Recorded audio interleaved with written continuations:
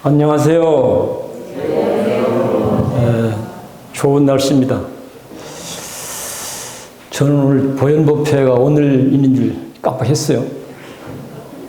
어저께 밤 늦게서 이제 오늘 법회, 오늘이 보현법회라고 알게 됐는데, 그래도 이제 뭐 최근에 제가 중도에 대한 공부 이야기해서 이제 법회하는 게 준비된 게 하나 있는데요. 선덕사에서도 하고 수연사에서도 하고 어저께 인드라망 서울드라에서도 하고 그래서 오늘 뭐 늦게 알았지만 그 내용을 갖고 법회를 할까 하고 이제 생각했었어요. 근데 가만히 생각해 보니까 자료를 나만 갖고 있어 갖고 효과적이지 않겠다 싶어서 다음으로 미루고, 오늘은 평소에 우리가 묻고 답하는 걸 좀 잘 해보자라고 계속 하고 있잖아요. 그래서 애초의 취지에 맞춰서 오늘 법회를 하는 게 좋겠다 싶어갖고 그냥 해보려고 합니다.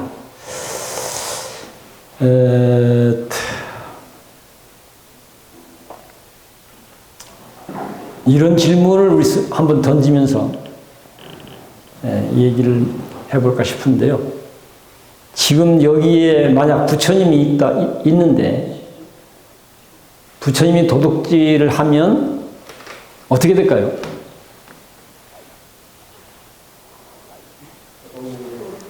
도둑질 하면 우리가 배운 바로 생각해 보면 도둑질 하는 순간 도둑놈이 되는 거죠. 누구도 예외 없죠. 하나님의 독생자라고 하는 예수님이 도둑질하면 어떨까요? 독생자이기 때문에 도둑질을 했는데도 도둑놈 안 되는 수가 있을까요? 그런 거 없죠. 하나님의 독생자를 하더라도 도둑질하는 순간 도둑놈인 것이죠. 그러니까 우리가 사람은 행위하는 대로 만들어진다는 사실을 한번 우리가 좀 확인했으면 싶은 생각이 들어갔고, 그런 질문을 던져봤습니다. 이거 굉장히 중요한 부분이거든요. 우리 삶을 어떻게 만들어갈 것인가 하는 부분에 있어서 인간이라는 존재가 전생에 죄가 있든 없든 이런 거하고 관계없이 뭐 행위하는 대로 그 삶은 만들어지는 존재라는 사실, 그런 것에 관계없이 행위하는 대로 만들어지는 존재라는 사실을 우리가 잘 알고 그 부분을 생활에 잘 적용하는 부분이 사실은 수행의 핵심이고 전부라 해도 과언이 아니에요. 사실은 지금 우리는 보현법회 이제 의식을 했습니다. 보현법회 의식을 했는데, 하나는 이제 약사경 독송했고, 약사열에 정근을 했고, 축원을 했고, 그렇죠? 우리가 짧은 시간이지만 약사경을 독송을 하고, 약사열에 정근을 하고, 또 약사열에 전에 축원을 올리고, 그러면 우리는 이 시간에 어떤 사람들인가요? 사실 하고 물어보면 우리는 약사경을 독송한 사람, 그렇잖아요. 또 약사열에 정근을 한 사람들, 또 약사열에 전에 축원을 올린 사람, 우리의 발심과 서원을, 부처님을 향해서 발심과 서원을 세운 사람들, 이렇게 얘기해야 되겠죠.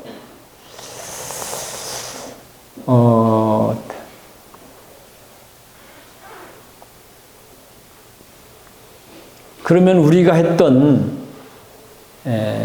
얘기가 확대되면 복잡해지니까 단순화시켜서 우리가 독송했던 약사경 내용으로 봤을 때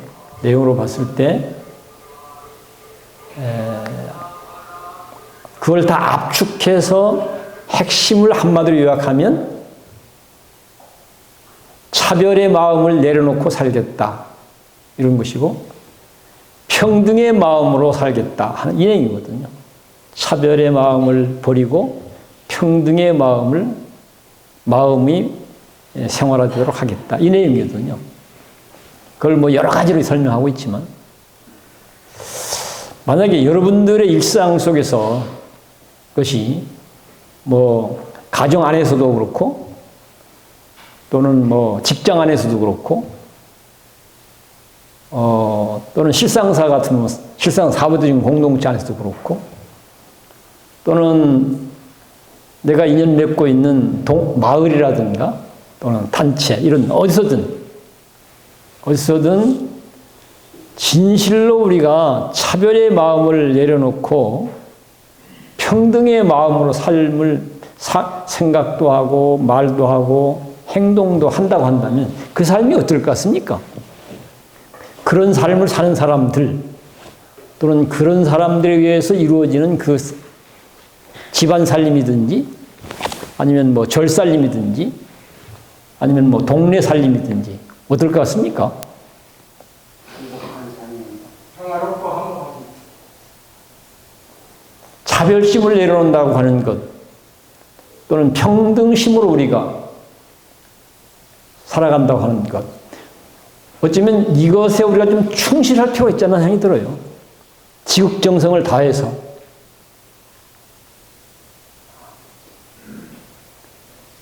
그러면 아마 중생이란 이름으로 이야기되어지고 있는 많은 것들 거기에는 무슨 뭐 탐진치라는 말도 내용도 있는 것이고 또는 자만, 오만, 독선, 뭐 이기심, 뭐 권위주의 이런 거 다 들어가겠죠 그런 것들이. 그런 것들이 다 사실은 내려놔지고 우리 붓다로 살자 발언문 내용대로 붓다로 살자 발언문 내용을 보면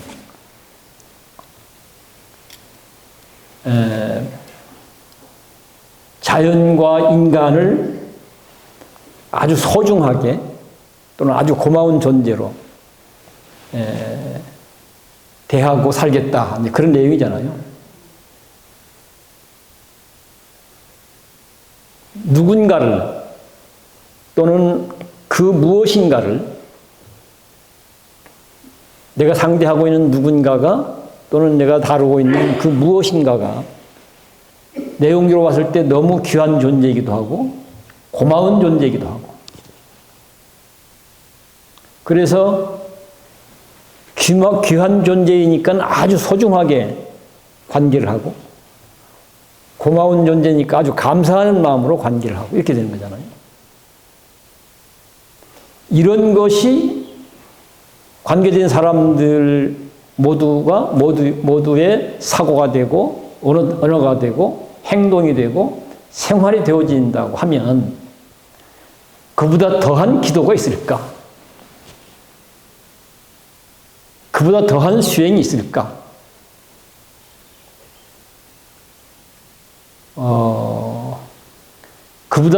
그보다 더 좋은 해결책이 있을까? 이렇게 하나하나 생각해보면 사실은 우리가 그냥 말로 되어 있는 것을 그냥 뭐 읽어야 되는 게 읽는다. 이렇게 흘러가는 경우들이 많잖아요. 근데 사실 내용을 꼼꼼하게 해서 그 내용 자체가 내 마음이 되고 언어가 되고 행동이 되고 생활이 되도록 실제 우리가 그렇게 일상을 살아간다고 한다면 우리가 늘 꿈꾸고 있는 것, 삶이 수행이 되고 수행이 삶이 되는 것은 저는 뭐 저절로 이루어질 수 있다고 봅니다.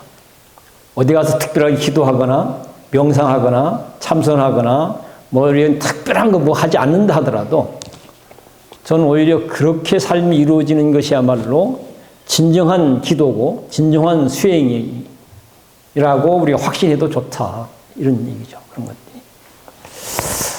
그래서 이제 뭐라고 할까, 이제, 보현법회 날임을 잊어버린 상황에서 어떻게 할 것인가 해서 이제, 이렇게 얘기를 이제, 시작해보고, 만들어 보려고 이제 그러고 있습니다. 그 다음에는 이제, 근황 중에 하나로서, 어저께 제가 서울 도량을 갔다 왔는데요. 갔다가 억울한 일을 당하고 왔어요. 그래서 이 억울함을 풀어달라고 오늘 여러분들한테 제가 주문을 하려고 합니다. 억울한 일을 당했으니까 풀어야 되잖아요. 그렇지 않습니까? 근데 어저께 가서 이 얘기 들어보니까 억울한 얘기가 옛날, 상당한 세월이 흘러간 얘기예요. 그렇지만 그것이 이제 어쨌든, 세월이 흘러갔지만, 많은 사람들에겐 그것이 기억으로 지금 작동을 하고 있고, 또 어떤 데서는 그런 것들이 다 들추어서 또 얘기가 진행이 되고 있고, 그러더라고요. 벌써 잊어먹고 있는 일인데. 그런데 내용은 보니까 이제, 억울한 내용이에요, 내가. 억울할 수밖에 없는 내용이야. 억울할 때 어떻게 해야 됩니까? 나한테만 답을 내놓으라고 하지 말고.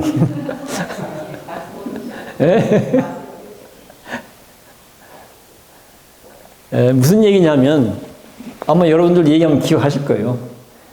저는 횟수는 지금 기억이 안 나는데, 제가 그 이제 화쟁위원장 일할 때, 민주노총 한상균 위원장이 조계사로 피신을 와서 온 나라가 난리가 난 적이 있습니다. 온 나라가 난리가 난 적이 있는데요.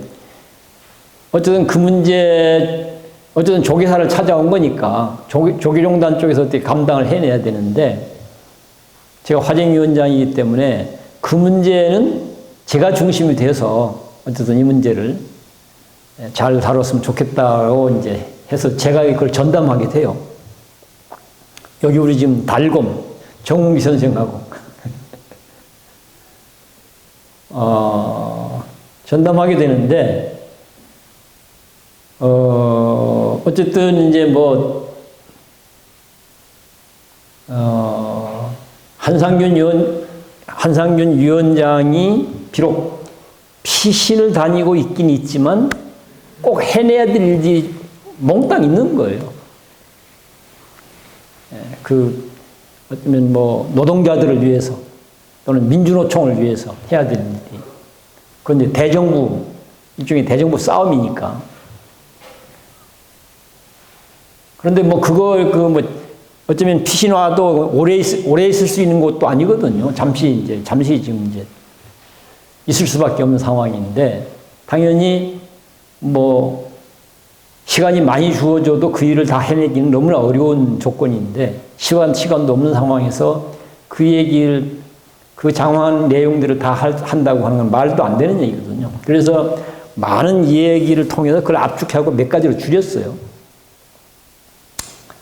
몇 가지로 줄여서 이제 실질적으로 작동을 한 것이 대표적으로 두 가지인데요. 하나는 2차 민중궐기대회를 해야 되는데, 사실은 이제 벌기대회가 강경투쟁으로 이루어지다 보니까 폭력사태가 벌어지는 거잖아요. 그렇기 때문에 지금 사실은 폭력으로 몰려서 지금 피신 온 거거든요. 폭력으로 몰려서. 그런데 많은 얘기 끝에 어쨌든 이번 2차 민중궐기대회는 평화로운 집회가 되도록 하자. 이걸 합의를 했어요. 한상균 위원장. 평화로운 집회를 하도록 하자. 그거 하나 하고 몇 가지가 있는데요. 다 얘기할 수가 없으니까. 기억도 잘 안 나고. 또 한 가지는 자진출두를 하자. 자진출두를. 이걸 이제 합의해서 이제 평화 집회는 성공을 했습니다. 평화 집회는 성공을 했고요. 자진출두도 사실 합의해서 진행을 했고, 모르긴 몰라도 민주노총이 만들어진 이후 아마 민주노총 위원장이 조계사에서처럼 예우를 받아본 적은 없을 거예요, 제가 볼 때. 예우를 받아본 적은. 그게 다 이제 많은 대화를 통해서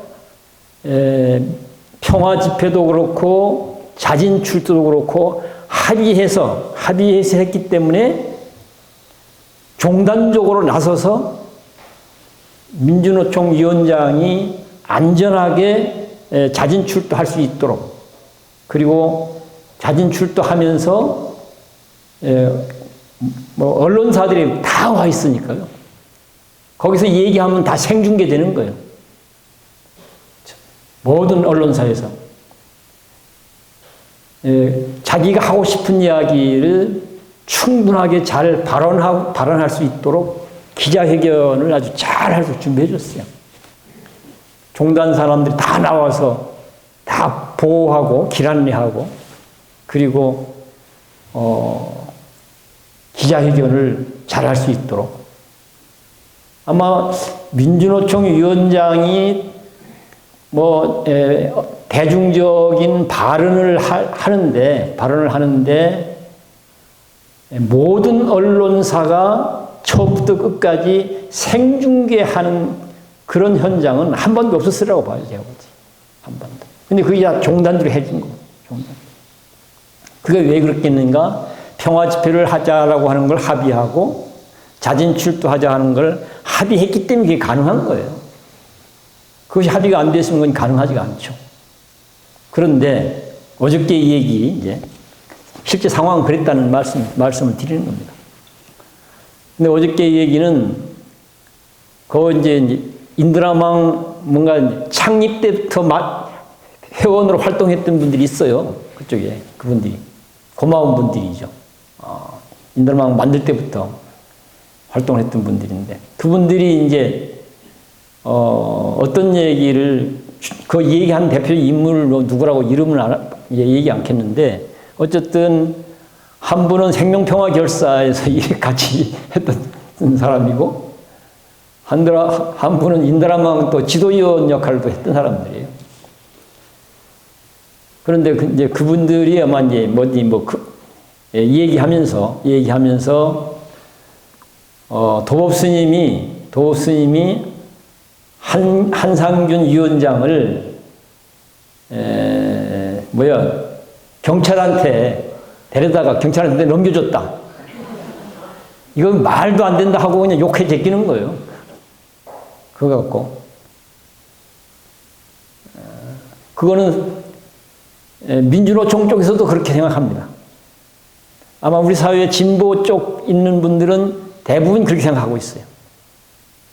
실제 상황하고는 관계없이. 실제 상황 잘 알지도 못하고, 이런 것들을.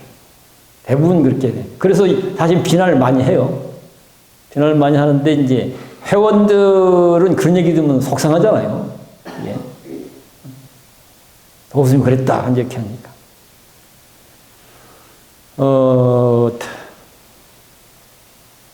그런데, 그러면서 무슨 얘기를 하냐면, 어저께, 그 사람들이 이 얘기는 그렇다 치고, 실제 상황이 어땠는가를 나보고 설명해라는 게 나보고, 실제 상황이 진짜 그랬는가, 어땠는가. 정말 그 사람들 얘기처럼 경찰들한테 넘겨줬는가, 아니면 다른 우리가 모르는 내용이 있는가, 이거 좀 얘기 좀 해두라. 그런 요구를 어저께 받았어요. 자기들 속상해 죽겠다. 이런 거죠. 실제 인드라망은 피해를 봤죠, 그때. 인드라망은 피해를 좀 봤습니다. 그런 것들. 그래서 이제 어쨌든 어저께 이런 얘기, 오늘 간단하게 이제 하나는, 평화 집회 하자고 했던 것이고, 하나는 자진 출두를 하도록 하자. 그랬을 때 이러이러한 것이 가능하다라고 하는 것은. 그래서 이거는 민주노총을 위해서라도 평화 집회를 해내는 게 바람직하고 또 민주노총을 위해서 자진 출두를 하는 게 훨씬 바람직하다. 이거 다 논의를 해서 합의를 해서 이루어졌던 일이거든요. 그러니까 이제 평화 집회는 얘기를 들어보면 평소에 민주노총이 조직동원을 하면 한 2만 명 정도 모인다고 그래요. 그 화쟁위원 쪽에도 그 민주노총하고 소통하는 사람들이 같이 일하는 사람들이 있었어요. 이런 사람들. 조직동원하면 한 2만 명 정도 하는. 그런데 그때 평화 집회 때는 한 3만 명 정도 왔다고 그래요. 그래 더 왔다는 얘기죠. 그게 왜 더 왔는가 했을 때 정부와 경찰 쪽을 빼고는 다 사회적 합의를 통해서 평화 집회를 한 거예요. 다 실패한다고 했지만 성공을 했어요. 그러니까 사회적 합의로 평화 집회를 한다고 하니까 보통 시민들이 많이 나오는 거예요. 보통 시민들이. 평화 집회를 한다고 하니까. 그래서 이제 민주노총만 독자적으로 조직동원하면 한 2만 명 정도인데 한 3만 명 정도 왔고 그렇게 온 이유는 평화 집회를 했기 때문에 그렇게 된 것이다. 이런 것이죠. 이런 거 하나하나 계산해 보면 끌려가면 어떤 상황이 되겠어요? 끌려가면 그렇게 예우받으면서 폼나게 나갈 수 있겠습니까? 비참하게 나가는 거죠. 비참하게. 끌려가면 기자회견도 할 수가 없죠. 기자회견도. 그냥 혼자 하고 소리 지르고 가는 거죠. 그러니까 이런 거 하나, 그리고 민주노총이 폭력으로 비판받고, 그리고 또 쫓김당하기도 하고, 이제 그런 상황인데, 자진 출두하기 때문에 아주 무슨 뭐라고 해야 되나, 어떤 큰 공을 세운 무슨 장군이 뭔가 기세등등하게 내가 이렇게 공을 세우고 왔어 하고 딱 뭔가 이게 자리로 찾아 들어가는 장면 같은 거잖아요. 이게 특별 대접을 한 거니까. 이런 거 생각을 해보면 합의해서 했기 때문에 그런 좋은 결과를 가져온 거예요. 유익한 결과들을. 이런 것. 그것은 민주노총만 유익한가? 한국 사회적으로 보더라도 저는 굉장한 게 사실은 바람직한 게 작용한다고 봅니다. 어저께 이런 얘기를 했어요. 그 실제 상황이 어떠냐. 그래서 이런 얘기를 하면서 어떠시냐고. 창피한 일인가? 아니면 자랑스럽게 생각해도 될 일인가? 여러분들은 어떻게 생각하십니까? 그래서 자랑스럽게 생각해도 되겠다라고 결론 내려왔어요.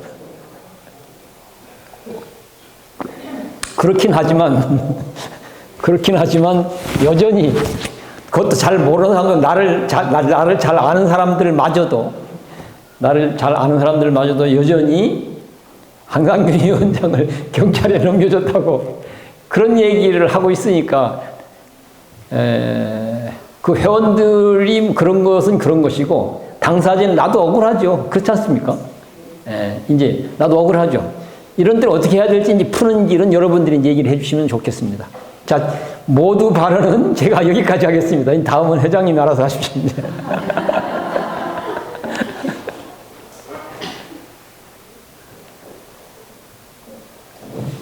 예, 저희가 듣기로는 억울한 풀린 것 같은데. 아니, 억울해요. 뭔 소리요? 그게 우리 보살님들 많이 오셔서 보살님들이 누가 대표로 하는 말씀 해보세요. 마이크 울렁증이 있어서 못 옵니까? 그럼 해주시는 말씀 듣도록 하겠습니다. 어쨌든 실상사를 찾아주셔서 감사합니다.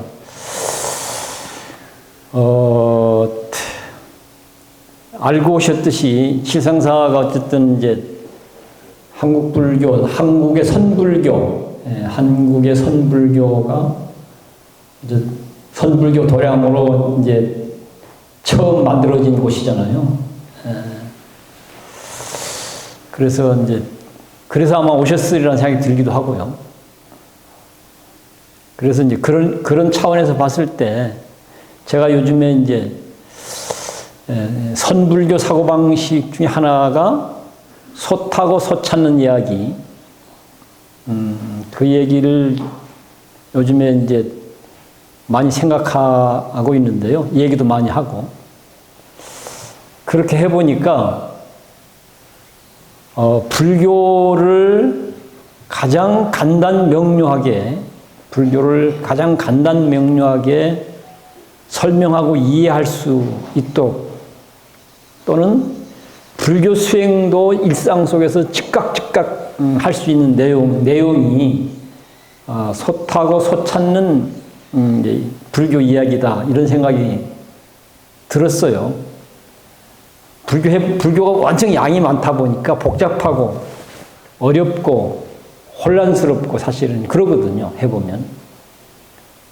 저도 이제 하여튼 뭔가 좀 단순 명료하게 설명도 되고 또 실질적 생활에도 적용되어질 수 있는 이런 내용으로 불교 얘기를 할 수 있는 뭐가 없을까. 늘 이런 것들이 이제 궁금했었어요. 아니, 궁금했다기보다는 그런 걸 찾고 만들어내기 위해서 나름대로 이제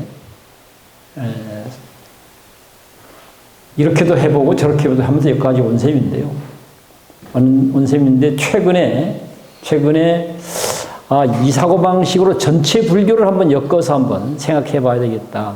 이런 이제 생각이 들어서 소 타고 소 찾는 사고방식으로 전체 불교를 꿰어서 부처님 생애도 한번 설명해 보고 전체 불교도 한번 설명해 보고 그렇게 이제 하다 보니까 이 사고방식이 대단히 좋구나, 이런 생각을 좀 하고 있어요.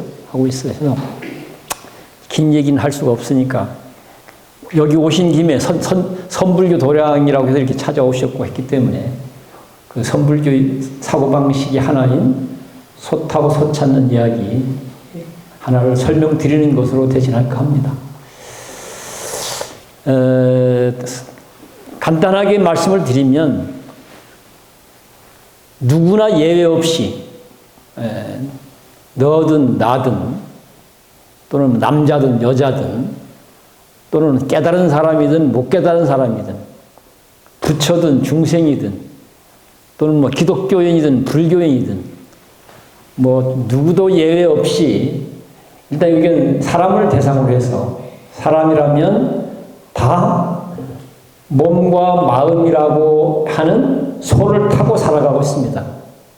그거 다 동의하시죠? 네. 나는 몸과 마음이 없어. 그런 분 계세요? 없으시죠? 네, 누구도 예외 없이 몸과 마음을 소로 비유해서 얘기하고 있는 것이 소 타고 소 찾는 이야기거든요. 근데 소로 비유되어진 내용이 뭐냐 하면 누구도 예외 없이 모든 사람이 공통적으로 갖고 있는 내용, 그것을 압축해서 한마디로 표현하면 몸과 마음, 이렇게 얘기가 되는 거죠. 우리는 몸과 마음이라고 하는 소를 타고 있습니다. 여기까지는 부처님이나 나나 다 똑같아요. 불교를 아는 사람이나 모르는 사람은 관계없이 다 똑같습니다. 불교 신자건 아니건 관계없이 누구나 다 몸과 마음이라는 소를 타고 있다. 이게 첫 번째. 두 번째, 그 다음에 그럼 부처하고 우리하고 차이는 뭘까? 뭐일 것 같습니까? 소를 타고 있는 건 똑같은데 그 다음에 가면 달라져요. 똑같지가 않아. 몸과 마음이라는 소를 타고 있다는 사실은 똑같은데 그걸 타고 있으니 어쩌란 말이에요. 이렇게 해서 나가보면 그 다음은 달라요. 뭔 차이가 있을까? 첫 번째, 부처님은 소를 타고 있다는 사실을 알고 살아요. 그런데 우리는 소를 타고 있다는 사실을 모른 채 살고 있어요. 알고 모르고의 어떤 차이가 있을까요? 알면은 소를 타고 있다는 사실을 알게 되면 그 다음은 어떻게 해야 될까? 그 소를 잘 부려서 멋있는 삶을 살아가면 돼요. 소를 잘 부려서. 근데 모르면 어떻게? 모르면 소를 부리는 쪽으로 가는 게 아니고 부린 쪽으로는 못 가고 어디로 가는가? 소 찾아 헤매게 돼요. 대부분 우리는 소를 타고 있다는 사실을 모르기 때문에 소 찾아 헤매는 삶을 살고 있습니다. 그래서 뭐 정신적으로도 헤매고 신체적으로도 헤매고 뭐 하늘로 갔다 땅속으로 갔다가 전생으로 갔다 내생으로 갔다 히말라야로 갔다 티베트로 갔다 뭐 천당으로 갔다 뭐 온갖 것을 쫓아다니고 있죠. 온갖 것을. 세속적으로도 마찬가지예요. 종교적으로도 그건 마찬가지고 세속적으로도 마찬가지. 세속적으로는 명예, 권력 이런 것들을 쫓는 것이 사실은 소 찾아 헤매는 한 현상이에요. 그렇게 가봐야 아무 답이 안 나오거든요. 반면에 종교적으로는 어떻게? 종교적으로는 뭐 천당, 극락, 뭐 해탈, 열반, 깨달음, 삼매, 뭐 신비, 기적, 불가사의 뭐 이런 것들이죠. 이런 것이 좋다고 생각하고 찾아 헤매고 있어요. 그러다가 그렇게 살다가 인생이 끝나는 경우가 태반이죠.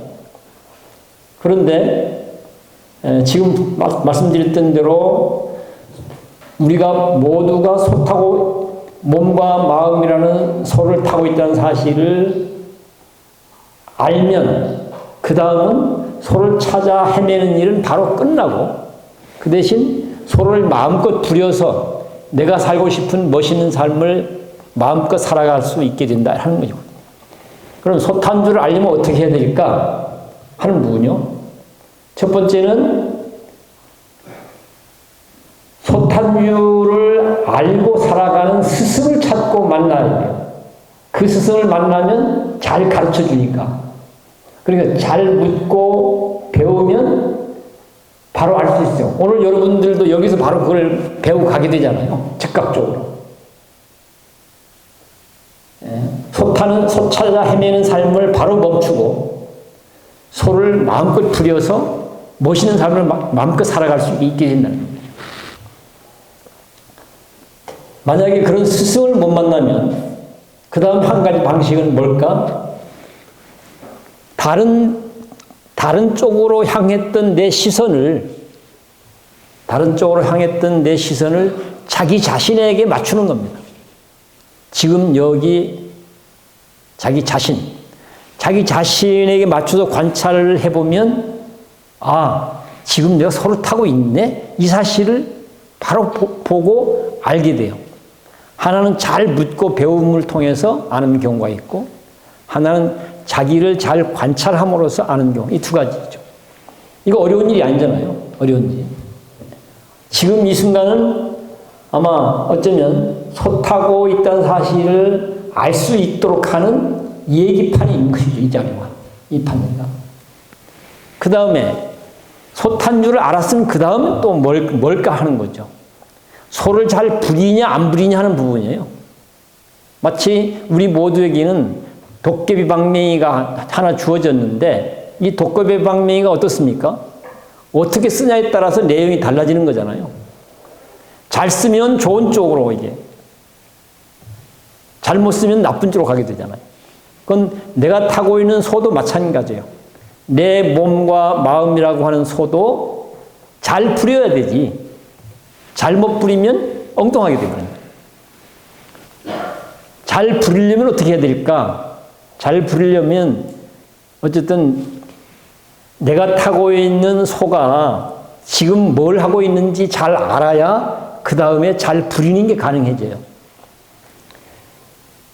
내가 타고 있는 몸과 마음이라는 소가 지금 뭐 하고 있는지 알려면 어떻게 하면 될까요? 스스로에게 물어보면 됩니다. 내가 타고 있는 몸과 마음이라는 소가 지금 뭐 하고 있지? 하면 즉각. 지금 뭐 하고 있습니까, 여러분들은? 본인이 타고 있는 몸과 마음이라는 소가 지금 이 순간 뭐 하고 있으신가 한번 보십시오. 뭐 하고 있습니까? 그렇죠. 이 얘기 듣고 있죠. 그렇죠? 예, 그렇습니다. 바로 할 수 있어요. 바로. 아마 조금 더 가보면 이 얘기 듣는 것이 집중적으로 지속되기도 쉽지 않잖아요. 다른 생각이 자꾸 끼어들잖아요. 쓸데없는 걱정도 하게 되고. 옛날 기억해서 괜히 그냥 마음이 상하기도 하고. 그러지 않습니까?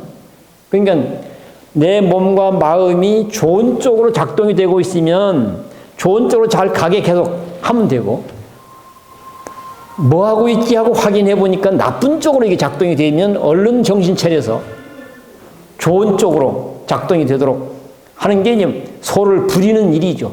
소를. 그래서 인간은 행위하는 대로 만들어낸 존재이기 때문에 내가 타고 있는 몸과 마음이라는 소를 우리가 오늘 독송했던 오늘 독송한 거는 지금 늦게 오신 분들은 잘 모르겠네. 불교에서 기본적으로 가르치는 것이 뭐죠?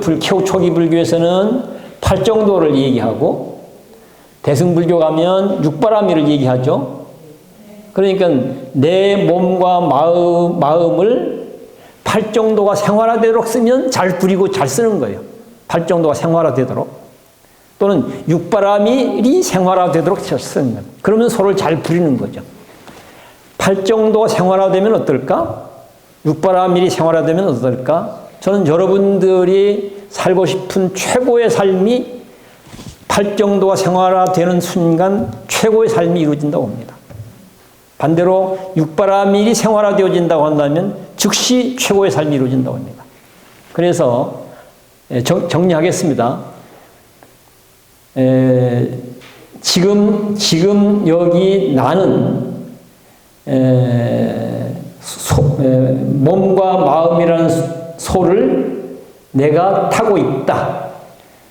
내가 지금 몸과 마음이라는 소를 타고 있다. 이 사실을 잘 기억하는 것. 두 번째는 소를 타고 있으니까 소를 찾아 헤매는 일은 더 이상 그건 찾아지는 게 아니거든요. 찾아져 있는 일은 바로 멈추고 그 다음에 소를 잘 부리는 쪽으로 가요. 소를 잘 부리는 일은 뭘까? 초기 불교적으로 얘기하면 팔정도를 생활화한다. 대승불교적으로 얘기하면 육바라밀을 생활화한다. 선불교적으로 얘기하면 일일불식을